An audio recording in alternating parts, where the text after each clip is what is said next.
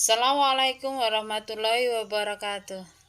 Baiklah anak-anak, hari ini kita akan belajar tentang sistem reproduksi manusia.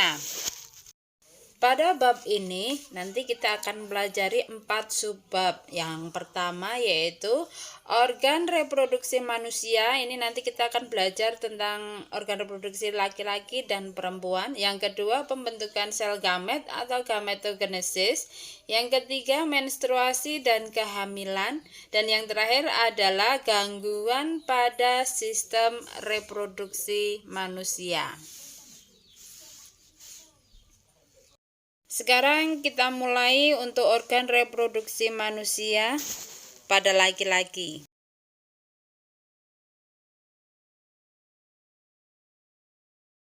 Coba sekarang perhatikan gambar organ reproduksi laki-laki. Nah, di sini terdiri dari huruf A sampai huruf I. Mari kita bahas satu persatu. Nah, yang pertama adalah vas deferens. Vas deferens ini adalah saluran panjang yang mengarah ke atas dan merupakan lanjutan dari epididymis. Ini berfungsi untuk menghubungkan epididymis dan uretra. Untuk yang kedua itu adalah uretra. Uretra ini adalah saluran yang terdapat dalam penis, merupakan akhir dari saluran reproduksi. Ini berfungsi sebagai saluran keluarnya sperma dan urin. Kita lanjutkan, yang ketiga adalah penis. Penis ini adalah bagian luar organ reproduksi laki-laki. Ini yang berfungsi sebagai saluran kencing atau urin dan saluran sperma. Kita lanjutkan, yang keempat adalah skrotum. Skrotum ini adalah bagian seperti kantong yang di dalamnya terdapat testis. Fungsi skrotum ini menjaga suhu testis agar sesuai untuk produksi sperma. Kita lanjutkan, yang kelima itu adalah testis. Testis ini adalah bagian yang bentuknya bulat telur yang tersimpan dalam skrotum. Fungsinya itu untuk memproduksi sperma dan hormon testosteron. Yang keenam itu epididymis. Epididymis ini adalah saluran yang keluar dari testis yang berbentuk seperti tanda koma dengan ukuran kurang lebih 4 cm. Fungsinya ini adalah sebagai tempat penyimpanan dan pematangan sperma sementara. Kita lanjutkan, yang selanjutnya adalah kelenjar Cooper atau bulbouretra. Di sini ini adalah bagian yang berbentuk seperti kacang yang terletak di bawah kelenjar prostat. Fungsinya adalah menghasilkan lendir dan cairan bersifat basah. Selanjutnya adalah kelenjar prostat. Kelenjar prostat itu adalah bagian yang berbentuk seperti kue donat yang terletak di bawah kantong kemih. Kelenjar prostat ini berfungsi menghasilkan cairan yang bersifat asam. Dan yang terakhir itu adalah vesicula seminalis. Vesicula seminalis ini adalah bagian yang berbentuk seperti kantong kecil berukuran kurang lebih 5 cm yang terletak di belakang kantong kemih. Fungsinya ini adalah menghasilkan zat-zat yang diperlukan untuk perkembangan sperma. Nah, ini tadi anak-anak adalah organ reproduksi pada laki-laki.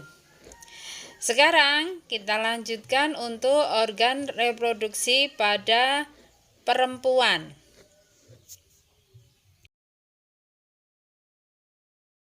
Sekarang kita perhatikan untuk gambar organ reproduksi perempuan. Ini terbagi dari huruf A sampai huruf G. Kita mulai yang A. Yang A adalah ovarium. Ovarium di sini ada 2, yaitu dari kanan dan kiri. Strukturnya itu berbentuk seperti telur. Ada 2 buah terletak di samping kanan dan kiri rahim atau uterus. Ovarium ini berfungsi untuk menghasilkan sel telur atau ovum. Kita lanjutkan yang kedua, yaitu adalah tuba Fallopi atau ada yang menyebutnya dengan oviduct. Oviduct ini adalah saluran dengan panjang kurang lebih 10 cm yang menghubungkan antara ovarium dengan rahim atau uterus. Kita lanjutkan, yang ketiga itu adalah infundibulum. Struktur yang berbentuk seperti corong dan merupakan ujung dari tuba Fallopi. Fungsinya itu untuk menangkap telur atau ovum yang sudah dihasilkan oleh ovarium dan nanti masuk ke dalam oviduct. Kita lanjutkan yang keempat, itu adalah uterus atau rahim. Ini adalah struktur seperti buah pir yang berfungsi sebagai tempat berkembangnya janin selama kehamilan.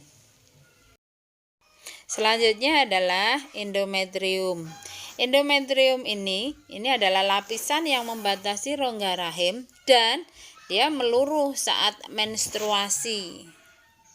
Yang keenam atau F ini adalah vagina. Vagina ini adalah saluran yang menghubungkan lingkungan luar dengan rahim.